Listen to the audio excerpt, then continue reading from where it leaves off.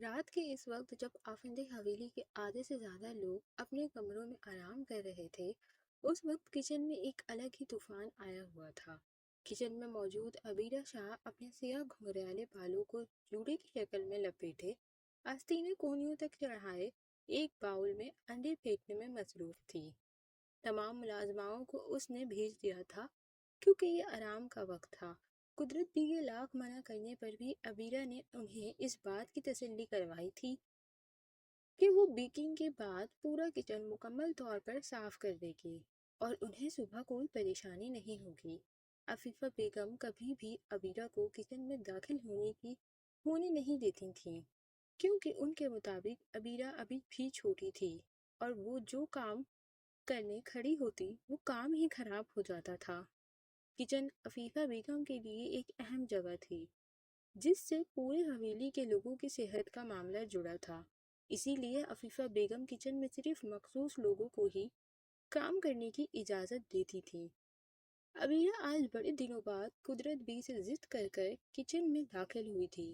اسے شروع سے بیکنگ کا بہت شوق تھا، لیکن اس حویلی میں اس کے شوق کی کوئی قدر نہیں کرتا تھا، اور اب اس نے ٹھان لی تھی کہ وہ آج کے بعد سے رات کے وقت ہی سب سے چھپ کر بیکنگ کی پریکٹس کیا کرے گی۔ عبیرہ کے مطابق حویلی کے تمام لوگ اس وقت سو چکے تھے، لیکن اس کے جیسا کوئی اور بھی تھا جو اب بھی جاگ رہا تھا، ایان آفندی، جو نیند نہ آنے کے باعث کچھ وقت کے لیے گارڈن میں ٹہل رہا تھا۔ ابھی وہ لاؤنج سے گزرتا ہوا اپنے کمرے کی جانب جانے کے لیے سیڑھیوں تک ہی پہنچا تھا جب اچانک کچن میں کچھ گرنے کی آواز آئی۔ آواز سنتے ہی ایک دم ایان کے قدم ٹھہر گئے اور اب بجائے اپنے کمرے میں جانے کے اس نے کچن کا رخ کیا۔ عبیرہ نے سر پر ہاتھ رکھا۔ یا اللہ عبیرہ، آرام سے کام کر، کوئی آ گیا نا تو بیکنگ کرنے کا خواب ہی رہ جائے گا۔ اپنے آپ سے بڑبڑاتے ہوئے عبیرہ نے زمین پر گرا باؤل اٹھایا جو اس کا ہاتھ لگنے کی وجہ سے زمین پر گرا تھا۔ بلیک ٹی شرٹ اور لوز ٹراؤزر میں ملبوس ایان جب کچن کے دروازے تک پہنچا تو عبیرہ باؤل میں موجود بیٹر کو وسک کرنے میں مصروف تھی۔ ایان کو عبیرہ کی پشت نظر آ رہی تھی، پھر بغیر کچھ کہے دبے پاؤں سے ایان کچن میں داخل ہوا اور خاموشی سے اس کے پیچھے جا کھڑا ہوا۔ عبیرہ اپنے کام میں اتنی مصروف تھی کہ اسے اپنے عین پیچھے کسی کی موجودگی کا احساس تک نہ ہوا۔ ایان مدھم سا مسکرایا، پھر آہستہ سے اس کے کان کے قریب جھکتے ہوئے اپنا گلا کھنکھارا۔ عبیرہ، جس کے ہاتھ میں باؤل موجود تھا، ایک دم سے وہ چونک کر پیچھے ہوئی اور باؤل زمین پر ایک بار پھر جا گرا۔ اس سے پہلے کہ وہ ڈر کے مارے زور سے چیختی، ایان نے فوراً آگے بڑھ کر اس کے منہ پر ہاتھ رکھا۔ ریلیکس، میں ہوں۔ عبیرہ نے پھٹی پھٹی آنکھوں سے سامنے کھڑے ایان کو دیکھا اور بغیر کچھ سوچے سمجھے جھٹکے سے اپنے منہ پر رکھا اس کا ہاتھ جھٹکا۔ ایان، کیا مسئلہ ہے؟ میں ڈر گئی تھی۔ یہ کیا طریقہ ہے عبیرہ؟ ایان نے مصنوعی غصے کا اظہار کرتے ہوئے اسے آنکھیں دکھائیں۔ کیا طریقہ ہے؟ میرا ہاتھ جھٹکنا اور میرا نام لینا، یہ سب کیا ہے؟ تمیز نہیں تمہیں اپنے بڑوں سے بات کرنے کی؟ تمیز؟ مجھے تمیز نہیں ہے۔ رات کے اس پہر جب پوری حویلی میں خاموشی چھائی ہے، اس وقت آپ ایک معصوم بچی کو پیچھے سے آ کر ڈراتے ہیں اور تمیز مجھے نہیں ہے؟ ایک لفظ پر زور دیتے ہوئے روب سے کہہ کر عبیرہ نے جیسے ایان کو ڈرانا چاہا۔ تو کس نے کہا تھا اس معصوم سی لڑکی سے کہ آدھی رات کو اٹھ کر چڑیلوں کی طرح کچن میں شور شرابہ کرے؟ آپ نے مجھے چڑیل کہا؟ تم نے بھی تو میرا نام لیا تھا۔ ایان نے ڈرامائی انداز میں ایک بار پھر اپنے غصے کا اظہار کیا۔ تو نام نہ لوں تو کیا کہوں؟ ویسے مجھے کوئی مسئلہ نہیں ہے آپ کو لالا کہنے میں، لیکن آپ کو ہی برداشت نہیں ہوگا۔ معصوم شکل بناتے ہوئے عبیرہ نے اپنی بات رکھی اور ایک ہاتھ سے ایان کو پیچھے دھکیلتے ہوئے وہ آگے بڑھی، لیکن آگے بڑھتے ہی جب اس کی نظر فرش پر پڑی تو اس کا دل جیسے حلق میں آ گیا۔ پورا بیٹر جو اس نے آدھے گھنٹے میں تمام اجزاء کو ڈھونڈ کر بنایا تھا، اب وہ زمین کی نظر ہو چکا تھا۔ یا اللہ، میری محنت زمین پر پڑا باؤل احتیاط سے اٹھایا تو پیچھے سے آنے والی کہکے کی آواز پر اسے اور غصہ آیا۔ یہ سب آپ کی وجہ سے ہوا ہے، لیکن ہنسنے کی ضرورت نہیں، میں ایک بار پھر بنا لوں گی۔ بنا تو تم لوگ ہی، لیکن جب صبح عفیفہ پھپھو کو یہ پتا چلے گا کہ تم نے اتنے انڈے اور پتہ نہیں کن کن قیمتی نعمتوں کو یوں بربادی کی ہے تو سوچو کیا ہوگا تمہارا۔ مزاقیہ انداز میں وہ ڈراتے ہوئے اب اس کے معصوم چہرے کے تاثرات دیکھ رہا تھا۔ نہیں پتا چلے گا آپ کی عفیفہ پھپھو کو۔ غصے سے منہ بناتے ہوئے عبیرہ نے ترچھی نظروں سے ایان کو دیکھا اور اپنے کام میں مصروف ہو گئی۔ عبیرہ اب خاموشی سے ایک بار پھر بیٹر بنانے میں مصروف ہو گئی، لیکن ایان جو اب بھی کچن میں ہی موجود تھا، وہ اب مزید اسے تنگ کرنے کے لیے کھڑا اس جگہ کا معائنہ کر رہا تھا جہاں کچھ دیر پہلے عبیرہ سے بیٹر گرا تھا۔ عبیرہ، ویسے تم نے صاف تو کر دیا ہے، لیکن صحیح سے صاف نہیں کیا۔ صبح کوئی بھی دیکھ کر پہچان لے گا کہ یہاں انڈوں کی بارش ہوئی ہے۔ دیکھو ابھی بھی کچھ نشانات موجود ہیں۔ عبیرہ غصے سے پلٹی اور ہاتھ میں موجود وسکر اس کی جانب اٹھاتے ہوئے غصے سے بولی، آپ یہاں سے جا کیوں نہیں رہے ہیں؟ ارے میں کیوں جاؤں؟ یہ میرا بھی گھر ہے، جہاں مرضی کھڑا رہوں، تمہیں کیا مسئلہ ہے؟ اب تو جیسے ایان نے ہمیشہ کی طرح عبیرہ کو تنگ کرنا اپنا فرض ہی سمجھ لیا تھا۔ ٹھیک ہے، اگر نہیں جانا تو کام کروائیں پھر میرے ساتھ۔ آپ کا حکم تو سر آنکھوں پر آقا، بتائیں کیا کام کریں؟ آپ کا یہ غلام سینے پر اپنا سیدھا ہاتھ رکھے انتہائی مؤدبانہ مگر ڈرامائی انداز میں کہتے ہوئے ایان نے اپنا سر جھکایا۔ ایان کی اس حرکت پر عبیرہ مدھم سا مسکرائی، پھر اتراتے ہوئے حکم جاری کیا، مجھے میدہ چاہیے۔ وہ کہاں رکھا ہے آقا؟ مصنوعی اداکاری کرتے ہوئے ایان نے شرارت سے کہا، وہاں اوپر شیلف پر، آپ کو اسٹول پر چڑھ کر اتارنا پڑے گا۔ عبیرہ نے اشارے سے کچن میں کیبنٹس میں اوپر والے شیلف کی طرف اشارہ کرتے ہوئے ایان کو بتایا۔ ایان نے ترچھی نظروں سے پہلے اسے گھورا، پھر کچن میں رکھا اسٹول اٹھا کر لایا اور اوپر چڑھا۔ میدے کا ڈبہ وہ اتارنے ہی لگا تھا جب بیلنس خراب ہونے کی وجہ سے اسٹول ہلکا سا ڈگمگایا۔ یار عبیرہ اسٹول تو پکڑو۔ عبیرہ فوراً کام چھوڑ کر آئی اور مضبوطی سے اسٹول پکڑے وہ اوپر ہی دیکھ رہی تھی۔ ایان نے ڈبہ اٹھایا اور عبیرہ کو پکڑانا چاہا۔ عبیرہ نے بھی ڈبہ پکڑنے کے لیے جیسے ہی اسٹول چھوڑا، اوپر کھڑا ایان کا بیلنس ایک بار پھر ڈگمگایا۔ ایان نے خود کو تو سنبھال لیا، لیکن ہاتھ میں موجود ڈبہ نہ سنبھال سکا اور ڈبہ لڑکھڑا گیا اور سارا میدہ نیچے کھڑی عبیرہ پر جا گرا۔ اس وقت عبیرہ سر سے لے کر پاؤں تک میدے میں نہا چکی تھی اور بغیر کچھ کہے بس گول گول آنکھوں سے ایان کو ٹکر ٹکر گھور رہی تھی۔ منہ پورا سفید ہو چکا تھا، صرف آنکھیں ہی واضح ہو رہی تھیں۔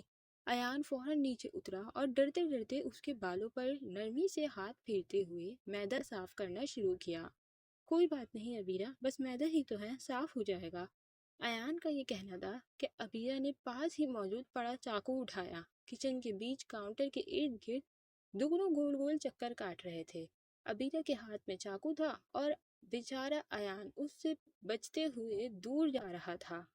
بس کرو عبیرہ، میں تھک گیا ہوں، یہ کہہ کر ایان کچن میں موجود کرسی پر بیٹھ گیا۔ عبیرہ کا غصہ اب ساتویں آسمان پر جا پہنچا تھا اور اس وقت وہ غصے سے کچن صاف کرنے میں مصروف ہو گئی۔ ایان کچھ دیر تک خاموشی سے بیٹھے اسے دیکھتا رہا، پھر اٹھ کر اس کے نزدیک گیا، نرمی سے اسے پکارا، عبیرہ۔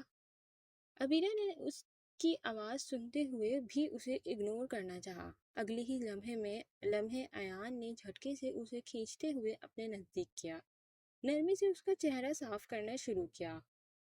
سوری یار، میں نے جان بوجھ کر نہیں کیا۔ عبیرہ نے اب بھی کوئی جواب نہ دیا اور اپنے آپ کو اس کی گرفت سے چھڑاتے ہوئے کچن سے باہر چلے گئی۔ ارے یار، یہ تو ناراض ہی ہو گئی۔ سورج کی نرم کرنوں اور پرندوں کی چہچہاہٹ کے ساتھ ایک نئی صبح کے ساتھ ہمدانی حویلی کی شان و شوکت مزید بڑھ رہی تھی۔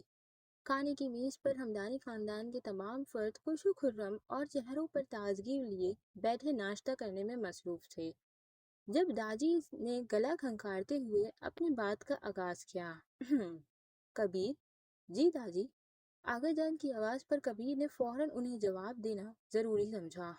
बेटा, एक जरूरी बात है जो हम कल से तुम्हें बताना चाहते हैं, लेकिन कल से माशाल्लाह तुम इतने मसरूफ हो कि हमें मौका ही नहीं मिला। दादी, आप हमें कहते तो हम सारा काम छोड़कर आपकी बात सुनने चले आते। दादी ने एक गहरी सांस लेते हुए मजीद कहा, तो बेटा, आगे के लिए आपकी क्या मंसूबाबंदी है? क्या सोचा है आपने गांव वालों के लिए? दादी के इस सवाल से खाने की मेज पर मौजूद हर फर्द की तवज्जो कबीर की तरफ गई, जैसे बाकी सब भी यही जानना चाहते हों। कबीर ने हाथ में मौजूद पानी का गिलास मेज पर रखते हुए संजीदगी से दादी के सवाल का जवाब दिया। दादी, फिलहाल तो गांव वालों को उनका हक वापस लौटाने का वक्त आ गया है, तो पहले मेरी मंसूबाबंदी उस पर ही होगी। कौन सा हक? सायरा बेगम ने हैरत से आंखें फैलाते हुए मजीद वजाहत चाही। सायरा बेगम कासिम अली हमदानी की एक लौती बेटी, जो बेवा हैं और कई सालों से अपने वालिद के साथ ही रह रही हैं। फुप्पो जान, वही हक जो 20 साल पहले गांव वालों से छीना गया था। अब वक्त आ गया है कि अपनी हर वो नेमत वापस ली जाए जिस पर सिर्फ हमारा हक है। कबीर, दादी गुस्से से गुर्राए, आप ऐसा कुछ नहीं करेंगे कि जिसकी वजह से वक्त अपने आप को एक बार फिर दोहराए। दादी ने गुस्से से तंबीह देनी चाहिए, लेकिन आधी ही बात में कबीर बोल पड़ा। दादी, वक्त अपने आप को उस वक्त तक दोहराएगा जब तक कहानी मुकम्मल तौर पर खत्म नहीं हो जाती। मैं गांव वालों को उनका हक लौटा कर रहूंगा। और दादी, बात सिर्फ गांव वालों के हक की ही नहीं, बल्कि फुप्पो जान के हक की भी है। कबीर, बस हमने कह दिया कि अब कि आप ऐसा कुछ नहीं करेंगे तो नहीं करेंगे।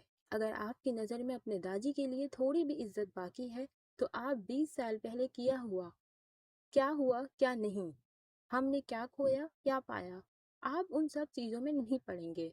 अपना फैसला सुनाते हुए दादी ने पास पड़ी लाठी पकड़ी और गुस्से से कबीर को घूरते हुए खाने की मेज पर रखा अपना नाश्ता छोड़ उठ खड़े हुए। कबीर ने एक नजर अपने साथ बैठी सायरा बेगम को देखा और परेशान नजरें झुकाए उठा और हवेली से बाहर निकलता चला गया। सुबह सवेरे जब मन्नत आफंदी हवेली के किचन में दाखिल हुई तो किचन की हालत ऐसी थी कि जैसे रात में कोई जंग हुई हो। हर तरफ काउंटर फैले हुए, पूरे किचन में मैदा बिखरा हुआ और किचन से आने वाली वो अंडों की गंदी सी बू। अपने सामने किचन की ये हालत देख मन्नत की आंखें फटी फटी रह गईं।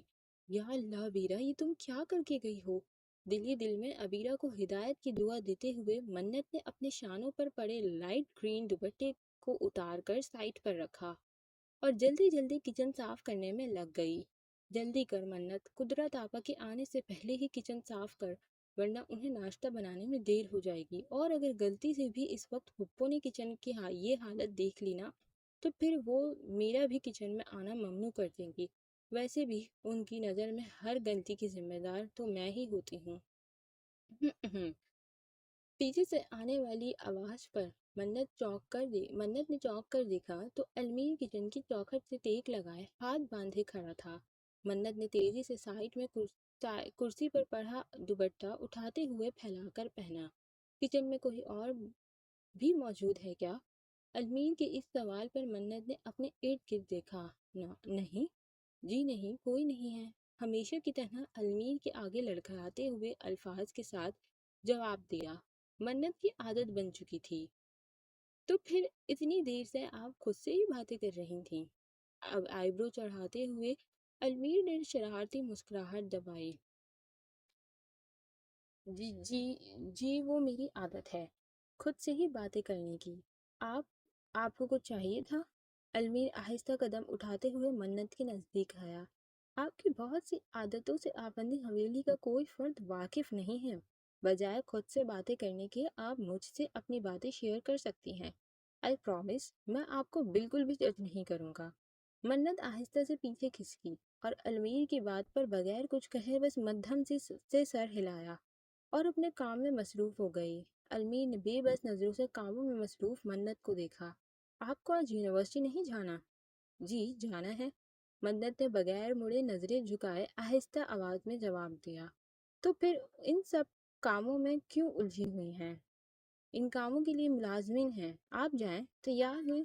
اپنی بات مکمل کر کے المیر کچن سے باہر نکلنے ہی لگا تھا کہ ایک دم سے رکا۔ اور ہاں، ناشتہ آج سب کے ساتھ کریں گی، کوئی بہانہ نہ سنوں۔ المیر تو اپنا حکم سنا کر جا چکا تھا، لیکن پیچھے منت کو پریشانی میں مبتلا کر چکا تھا۔ وہ جانتی تھی کہ سب کے ساتھ میز پر بیٹھ کر کھانا کھانا اپنے آپ کو مزید مصیبت میں ڈالنے کے برابر ہے۔ کھانے کی میز پر ہمیشہ کی طرح آفندی خاندان کے تمام افراد موجود خاموشی سے ناشتہ کرنے میں مصروف تھے۔ وہیں المیر کی خاموش نظریں ارد گرد ڈول رہی تھیں، جیسے کسی کی تلاش میں ہو۔ عفیفہ بیگم جو کافی دیر سے المیر کی بے چین نظروں کو نوٹ کر رہی تھی، ان سے مزید برداشت نہ ہوا اور بہرحال پوچھ ہی لیا، کیا ہوا المیر؟ کچھ چاہیے تھا؟ کچھ چاہیے بیٹا؟ انتہائی محبت سے پوچھے جانے پر المیر بے ساختہ بول پڑا، جی مورے، منت نظر نہیں آ رہی، انہیں میں نے ناشتہ ساتھ کرنے کا بولا تھا۔ المیر کی بات پر عفیفہ بیگم کے تاثرات یکدم بدلے۔ جی المیر صاحب، وہ منت یونیورسٹی جانے کے لیے تیار ہونے گئی ہیں، آتی ہی ہوگی بس۔ میز کے پاس موجود قدرت آپا نے المیر کو بتانا ضروری سمجھا۔ قدرت، جاؤ چائے لے کر آؤ، تمہیں بھی بہت شوق ہے مداخلت کرنے کا۔ عفیفہ بیگم کے تلخ لہجے پر قدرت بھی نے شرمندگی سے نظریں جھکائیں اور کچن کی جانب چل دیں۔ ایک منٹ قدرت بھی۔ المیر کے روکنے پر قدرت بھی نے پلٹ کر اس کی جانب دیکھا۔ آپ کسی کو بھیج کر منت کو کہیں کہ جلدی نیچے آ کر ناشتہ کرے، یونیورسٹی کے لیے لیٹ ہو جائے گا، اور انہیں بتا دیجیے گا کہ آج انہیں اور عبیرہ کو چھوڑنے میں ہی جاؤں گا۔ جی ٹھیک ہے۔ کچھ ہی دیر میں سب ناشتے سے فارغ ہو کر اپنے اپنے کاموں میں مصروف ہو گئے۔ منت کا اب تک کچھ پتہ نہیں تھا۔ المیر اور عبیرہ کھانے کی میز کے سامنے لاؤنج میں صوفے پر بیٹھے اس کا انتظار کر رہے تھے، اور سامنے ہی بی جان اور عفیفہ بیگم بھی موجود تھی۔ کچھ دیر بعد منت دبے قدموں کے ساتھ نیچے آئی۔ ہلکی گلابی رنگ کے شلوار قمیض میں ملبوس وہ نازک سی گڑیا، جو ہر کسی کی نظریں اپنی طرف موڑنے کی صلاحیت رکھتی تھی، ہلکے گلابی رنگ کا ریشم کا لمبا دوپٹہ جو اس کی شانوں پر شان سے پڑا اسے اور پرکشش بنا رہا تھا۔ بھورے لمبے گھنے بال اس وقت ایک لمبی چٹیا میں بندھے تھے، چہرے پر وہی معصومیت سجائے۔ جب وہ عبیرہ کے پاس آئی تو المیر کی نظریں خود بخود اس کی جانب اٹھیں۔ المیر کی گہری نظریں خود پر محسوس کرتے ہوئے منت نے عبیرہ کو چلنے کا کہا۔ اس سے پہلے کہ عبیرہ کچھ کہتی، المیر اپنی جگہ سے اٹھ کھڑا ہوا اور عین اس کے سامنے آ کھڑا ہوا۔ عبیرہ، آپ کی کلاس کب شروع ہونے والی ہے؟ نظریں منت پر جمائے اس نے عبیرہ سے سوال کیا۔ لالا، ابھی تو ٹائم ہے، 9 بجے تک شروع ہوگی۔ ٹھیک ہے، پھر تو منت کے پاس بھی ابھی وقت ہے، وہ ناشتہ کر سکتی ہیں۔ کیوں منت؟ آج بھی منت المیر کے سامنے ویسے ہی نظریں جھکائے کھڑی تھی۔ نہیں، مجھے بھوک نہیں ہے، ہمیں لیٹ ہو جائے گا۔ منت کی بات پر عفیفہ بیگم نے طنزیہ کہکا لگایا۔ لیٹ ہو رہے ہیں؟ بڑی جلدی خیال آ گیا، جب 16 سنگھار کر رہی تھی تب یاد نہیں آیا کہ لیٹ ہو جائیں گے اور ساتھ ساتھ دوسری بچی کا بھی نقصان ہوگا۔ لیکن نہیں، تب کہاں ہوش آنا تھا، سجنا بھی تو ضروری تھا۔ مورے، کیسی بات کر رہی ہیں آپ منت سے؟ المیر نے تیزی نظروں سے عفیفہ بیگم کو ٹوکا۔ کیسی بات کا کیا مطلب ہے؟ تم خود نہیں دیکھ رہے ہو، گھنٹوں سے بیوی سجنے سنورنے میں مصروف تھی، اور اب خیال آ رہا ہے کہ ارے ہمیں تو پڑھنا بھی ہے۔ میں تو پہلے ہی کہہ رہی تھی، یہ لڑکی اس قابل نہیں ہے کہ اسے یونیورسٹی بھیجا جائے، لیکن بی جان آپ میری سنتی نہیں ہیں۔ دیکھیے گا کسی دن شرم سے۔ بس مورے، غصے سے گرجتی آواز میں المیر نے عفیفہ بیگم کو مزید کچھ کہنے سے تنبیہ کی۔ عفیفہ بیگم ایک دم سے خاموش ہو گئیں۔ آج پہلی بار ایسا ہوا تھا کہ المیر شاہ نے اپنی مورے سے اونچی آواز میں بات کی ہو۔ اس سے پہلے کہ عفیفہ بیگم مزید کچھ کہتی، المیر نے مضبوطی سے منت کی کلائی تھامی اور اسے کھینچتا ہوا اپنے ساتھ لے گیا۔ دیکھا بھی جان، آپ نے دیکھا کیسے اس لڑکی کی وجہ سے آج میرا بیٹا، وہ بیٹا جس نے آج تک کبھی مجھ سے اونچی آواز میں بات تک نہیں کی، آج وہ مجھ پر چلایا۔ بی جان، آپ میری مانے یا نہ مانے، لیکن یاد رکھیے گا میری بات، جیسے اس کی ماں نے آتے ہی ہمارے گھر کے شہرازے بکھیرے تھے، ویسے ہی ایک دن ہمیں تباہ کر دے گی۔ آنکھوں میں آنسو لیے عفیفہ بیگم آنے والے وقت کا انکشاف بڑے یقین کے ساتھ کر دیا تھا۔ ارے بس کرو عفیفہ، وہ معصوم ہے اور امیر نے صحیح تو تمہیں خاموش کروایا، تم بھی تو حد سے زیادہ ہی اس معصوم جان کے پیچھے پڑ گئی تھی۔ اور وہ پھول سی ہماری منت کو یہ بناوٹی سجنے سنورنے کی بھلا کیا ضرورت؟ وہ پیدائش ہی خوبصورت ہے، دودھ یا رنگت لیے بھلا وہ مزید کیا تیار ہوگی؟ اس سے زیادہ تو عبیرہ تیار ہوئی تھی، لیکن نہیں، تمہیں تو صرف منت میں نقص نکالنے ہوتے ہیں۔ کبھی اپنی بیٹی پر بھی توجہ دو۔ بی جان، آپ عبیرہ کو ایسے کیسے بول سکتی ہیں؟ بیٹی ہے وہ اس گھر کی، بالکل، اور منت اس گھر کا خون ہے، تو تم کیسے اس پر الزام تراشی کر سکتی ہو؟ سدھر جاؤ عفیفہ، ہمیں اپنی پوتی پر پورا بھروسہ ہے، وہ کبھی کچھ ایسا نہیں کرے گی جس سے ہمارا سر شرم سے جھکے۔ مت بھولو، نوشین نے بہت اچھی تربیت کی ہے اس کی۔ اپنی بات مکمل کر کے بی جان اپنی جگہ سے کھڑی ہوئیں اور بغیر عفیفہ بیگم کی طرف دیکھے چل دیں۔ میری بات آپ یاد رکھیے گا بی جان، یہ لڑکی ہی سب سے بڑا دکھ دے گی آپ کو، ڈائن کہیں گی۔ بی جان کو جاتا دیکھ عفیفہ منہ ہی منہ میں بڑبڑائی۔ سڑک پر نظریں گاڑے المیر گاڑی چلانے میں مصروف تھا۔ ساتھ والی سیٹ پر عبیرہ بیٹھی کتاب پڑھنے میں مصروف تھی اور پیچھے سیٹ پر منت خاموش بیٹھی تھی۔ گہری ڈارک براؤن آنکھوں سے ٹپ ٹپ آنسو بہہ رہے تھے۔ بار بار ہاتھ میں موجود ٹیشو سے وہ اپنے آنسو صاف کرتی تاکہ کسی کی توجہ اس کی طرف مبذول نہ ہو، لیکن ڈرائیونگ سیٹ پر موجود شخص بیک مرر سے وقفے وقفے سے اسے ہی دیکھ رہا تھا۔ منت کی آنکھوں میں آنسو دیکھ اس کے دل و دماغ میں اپنی مورے کے کہے الفاظ حرف بہ حرف گونج رہے تھے۔ اس وقت وہ چاہ کر بھی منت کے آنسو پوچھ نہیں سکتا تھا، اسی لیے خاموشی سے بیٹھا صرف ضبط کر رہا تھا۔ کچھ دیر بعد گاڑی ایک جھٹکے سے یونیورسٹی کے سامنے رکی۔ گاڑی کے روکتے ہی منت نے تیزی سے دروازہ کھولا اور بغیر کچھ کہے گاڑی سے اتر گئی۔ عبیرہ بھی گاڑی سے اتر ہی رہی تھی جب المیر نے اسے مخاطب کیا۔ عبیرہ، بات سنو۔ جی لالا، ہمیشہ کی طرح خوش دلی کے ساتھ عبیرہ نے جواب دیا۔ عبیرہ بچہ، تم نے تو سب دیکھا ہی ہے نا، مورے آج منت کے ساتھ کافی تلخ ہو گئی تھیں۔ جی لالا، اور مورے نے بہت غلط بات کی ہے آج دیدہ کے ساتھ۔ میری دیدہ تو اتنی معصوم اور نیک ہے، مورے نے اچھا نہیں کیا۔ عبیرہ نے اپنے اندر دبے غصہ اپنے لالا سے کے سامنے فوراً ظاہر کیا۔ جانتا ہوں، لیکن آپ اب منت کے ساتھ جائیں، سب سے پہلے انہیں ناشتہ کروائیں، پھر ان کا موڈ بھی ٹھیک کرنے کی کوشش کرنا۔ المیر نے نرمی سے عبیرہ کے گال تھپتھپاتے ہوئے اسے پیار کیا۔ جی لالا، آپ فکر مت کریں، بس مورے کو سمجھائیں کہ آئندہ وہ میری دیدہ کو کچھ نہ کہیں۔ جیسا وہ سوچتی ہیں میری دیدہ ویسی بالکل نہیں ہے۔ جی لالا کی جان، میں سمجھاؤں گا مورے کو، اور دیکھنا وہ آئندہ آپ کی دیدہ کو کچھ نہیں کہیں گی۔ عبیرہ خوشی خوشی گاڑی سے اتری۔ منت باہر ہی کھڑی عبیرہ کا انتظار کر رہی تھی۔ عبیرہ فوراً منت کے گلے سے جا لگی۔ المیر نے ایک نظر منت کے چہرے کو دیکھا جو عبیرہ کی کہی کسی بات کی وجہ سے کھل اٹھا تھا، پھر ایک گہری سانس لی اور گاڑی تیزی سے حویلی کی جانب موڑ لی۔ میران ہمدانی صبح کے ناشتے سے فارغ ہو کر اب اپنے کمرے کی طرف جا رہا تھا جب اس کی نظر سامنے سے آتی پری پر پڑی۔ ہاتھوں میں ڈھیر سارے پیپرز لیے وہ اپنے آپ میں مگن میران کی جانب ہی آ رہی تھی۔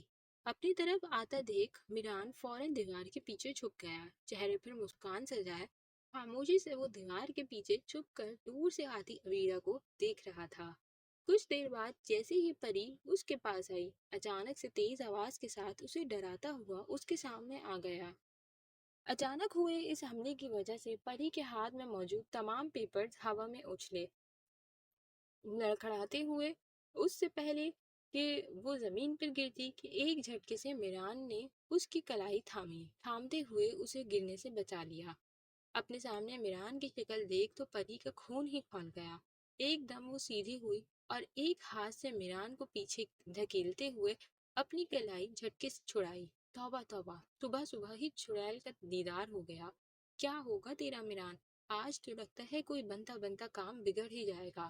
ڈرامائی انداز میں کانوں کو ہاتھ لگائے وہ توبہ کر رہا تھا، جیسے واقعی ہی اس نے کسی بری چیز کو دیکھ لیا ہو۔ میران کی باتوں پر سامنے کھڑی پری نے اپنی گول گول آنکھیں مٹکائیں۔ ہا ہا ہا، کوئی کام ہوگا تو برا ہوگا نا، بہت کام ہے میرے پاس، تمہاری طرح فارغ نہیں ہوں جو حویلی میں موجود فضول پیپرز کو لیتا پھروں۔ ہٹو سامنے سے چڑیل۔ منہ چڑھاتے ہوئے پری کو چڑیل بولا اور چلتا چلے گیا۔ خود ہوگا جن کہیں کا، پتہ نہیں کہاں سے نازل ہو جاتا ہے۔ زمین پر بکھرے پیپرز کو سمیٹتے ہوئے پریشے منہ ہی منہ میں بڑبڑا رہی تھی۔ کبیر لالا، تو آپ نے فیصلہ کر لیا ہے؟ کیا آپ واقعی داجی کے خلاف جائیں گے؟ اسفند نے حیرت سے کبیر کے سرد چہرے کو دیکھتے ہوئے پوچھا۔ اسفند، بات داجی کے خلاف جانے کی نہیں ہے، بات اپنا حق حاصل کرنے کی ہے۔ اگر 20 سال پہلے داجی نے پیچھے ہٹنے کا فیصلہ کیا تو اس کا یہ مطلب نہیں کہ ہمدانی خاندان کمزور ہے یا وہ اپنا حق چھیننے کی طاقت نہیں رکھتا ہے۔ داجی کو یہ بات سمجھنی ہوگی کہ ان کے ایک فیصلے کے باعث سائرہ پھپھو اور گاؤں والوں کا حق ان سے ہمیشہ کے لیے چھین لیا گیا ہے، اور اب وقت آ گیا ہے انہیں ان کا حق لوٹانے کا۔ کبیر نے سنجیدگی کے ساتھ دو ٹوک لہجے میں اپنی بات کہی۔ لالا، آپ صرف پھپھو کے حق کی بات کر رہے ہیں یا آپ اپنا حق بھی واپس لینا چاہتے ہیں؟ کیونکہ 20 سال پہلے صرف پھپھو سے ہی ان کا حق نہیں بلکہ آپ کا بھی بہت کچھ چھینا گیا تھا۔ کبیر نے سرد ترچھی نظروں سے پاس کھڑے اسفند کو گھورا۔ لالا، ایک جنگ ہم اپنے بچپن میں دیکھ چکے ہیں، مزید ایک اور جنگ دیکھنے کی اب ہمت باقی نہیں ہے۔ مت شروع کریں دوبارہ سے وہ سب، بھول جائیں جو کچھ ہم نے کروایا۔ کچھ چیزیں ادھوری ہی بہتر ہوتی ہیں۔ اسفند، الفاظ چباتے ہوئے غصے سے کبیر نے اسے پکارا۔ تمہیں چیزیں ادھوری پسند ہوگی لیکن مجھے نہیں۔ جو میرا ہے وہ صرف میرا ہے، اور جو میرا ہے اس پر پورا حق بھی میرا ہے۔ جھٹکے سے ہاتھ میں موجود شال شانوں پر ڈالتے ہوئے کبیر وہاں سے چلا گیا۔ بیگم صاحبہ، آپ نے مزید ملازمہ کا کہا تھا۔ آج ایک عورت آئی ہے، باہر کھڑی ہے، آپ کی اجازت ہو تو حویلی میں بلا لوں؟ لاؤنج میں غصے سے بیٹھی عفیفہ بیگم نے سامنے کھڑی ملازمہ کو گھورا، جیسے عفیفہ بیگم کا غصہ شاید محسوس نہیں ہوا تھا۔ باہر میں جاؤ، میں نے سب چیزوں کا ٹھیکہ لے رکھا ہے، جاؤ یہاں سے۔ غصے سے آگ بگولا ہوتے ہوئے عفیفہ بیگم نے سامنے کھڑی ملازمہ کو دھتکار دیا۔ لیکن بی بی، وہ عورت، ارے جاؤ، قدرت کو بولو، وہ دیکھ لے گی۔ عفیفہ بیگم غصے سے حکم دیتی ہوئی صوفے سے اٹھ کھڑی ہوئیں اور ترچھی نظروں سے سامنے کھڑی ملازمہ کو گھورا، سر پر پہنا دوپٹہ درست کرتے ہوئے اپنے کمرے میں کی جانب چل پڑیں۔ لہو ہو جاتے ہیں ہر کام جیسے عفیفہ کی ہی ذمہ داری ہے، اور آخر میں عفیفہ کو کیا حاصل ہے؟ کچھ نہیں۔ بڑبڑاتے ہوئے عفیفہ بیگم سیڑھیاں چڑھ دیں۔ جی جی، تو کیا نام ہے آپ کا؟ آپ کیا نام بتایا آپ نے اپنا؟ کچن میں موجود قدرت بی نے اس عورت سے سوال جواب شروع کیے۔ اس وقت قدرت بی کرسی پر بیٹھی سبزیاں کاٹ رہی تھی اور سامنے ایک عورت ہاتھ باندھے کھڑی تھی۔ جی، نوری نام ہے ہمارا، اسی گاؤں سے تعلق ہے ہمارا۔ ہمارا شوہر 3 سال پہلے فوت ہو گیا تھا۔ گھر کا خرچ بڑی مشکل سے چلتا ہے، بیوی بڑی مشکل کا سامنا ہے۔ اگر ہمیں یہ نوکری مل جائے تو ہم اپنے 6 سال بیٹی کو آرام سے پال لیں گے۔ ٹھیک ہے ٹھیک ہے، پہلے بتاؤ کیا کیا کام آتے ہیں تمہیں؟ قدرت بی نے انتہائی شائستگی سے پوچھا۔ بی بی، ہم سارے کام کرنا جانتے ہیں، آپ جو کام دو گی ہم خوشی خوشی کرے گا، آپ کو کبھی شکایت کا موقع نہیں ملے گا۔ اس سے پہلے کہ قدرت بھی کچھ کہتی، پیچھے سے عفیفہ بیگم خود کچن میں داخل ہو گئیں۔ قدرت کے سامنے کھڑی عورت کو سر سے پاؤں تک گھورا۔ قدرت! عفیفہ بیگم کی آواز پر قدرت بھی فوراً کرسی سے کھڑی ہو گئیں۔ جی بیگم؟ سامنے کھڑی عورت کی طرف اشارہ کرتے ہوئے پوچھا۔ یہ ہے وہ عورت؟ جی بیگم، مجھے تو سمجھ آ رہی ہیں، سارے کام بھی کرنا جانتی ہے، اگر آپ کی اجازت ہو تو۔ ٹھیک ہے، رکھ لو۔ اور ہاں، آج رات کے کھانے پر المیہ کا بچپن کا دوست آ رہا ہے تو کچھ اچھا بنا لینا۔ ایک آخری سرد نظر سامنے کھڑی اس عورت پر ڈالی۔ اور ہاں، اس حویلی کے اصول سمجھا دینا قدرت۔ جی بیگم، آپ بے فکر ہو جائیں۔ عفیفہ بیگم کے جاتے ہی نوری نے خوشی سے پوچھا، تو کیا ہم اپنی نوکری پکی سمجھیں؟ قدرت بھی مدھم سی مسکرائیں اور حامی میں سر ہلاتے ہوئے دوبارہ کرسی پر بیٹھ گئیں۔ لیکن اس حویلی کے کچھ اصول ہیں، یہاں کے ملازمین کے لیے عفیفہ بیگم ملازمین کے معاملات میں انتہائی سخت اور سنگدل ہیں، کوئی غلطی انہیں برداشت نہیں۔ دوسرا، حویلی کے کسی معاملے میں کان لگا کر باتیں ہرگز مت سننا، یہ اصولوں کے خلاف ہے۔ احتیاط سے چلو گی تو جب تک چاہو اس حویلی میں ٹکی رہو گی، اور اگر ایک بھی غلطی کی تو وہی دن تمہارا آخری دن بھی بن سکتا ہے۔ اسی لیے صرف اپنے کام سے کام رکھنا، حویلی کی کوئی بات بھی حویلی سے باہر کسی بھی صورت میں نہ جائے۔ اگر کچھ سن بھی لو تو ایک کان سے سن کر دوسرے سے نکال دینا۔ یہ سب تمہیں اس لیے بتا رہی ہوں کیونکہ تمہیں اس نوکری کی ضرورت ہے۔ اس حویلی کے لوگ جتنے رحم دل ہیں اتنے ہی سنگ دل اور بے رحم بھی، اسی لیے احتیاط لازمی ہے۔ قدرت بی کی باتوں پر نوری نے حامی میں سر ہلایا اور دل ہی دل میں قدرت بی کو دیکھتے ہوئے بولی، اس حویلی کے لوگ کس حد تک بے رحم اور سنگ دل ہیں اس کا اندازہ ہے مجھے، اور یہ عورت بھی مجھے اس کام سے منع کر رہی ہے جس کام کے لیے میں اس حویلی میں آئی ہوں۔ جاری ہے۔ آج کے لیے اتنا ہی، ملتے ہیں پھر چوتھی قسط میں، تب تک کے لیے اپنا بہت سارا خیال رکھیں، دعاؤں میں یاد رکھیں اور چینل کو سبسکرائب کریں۔ Bye bye.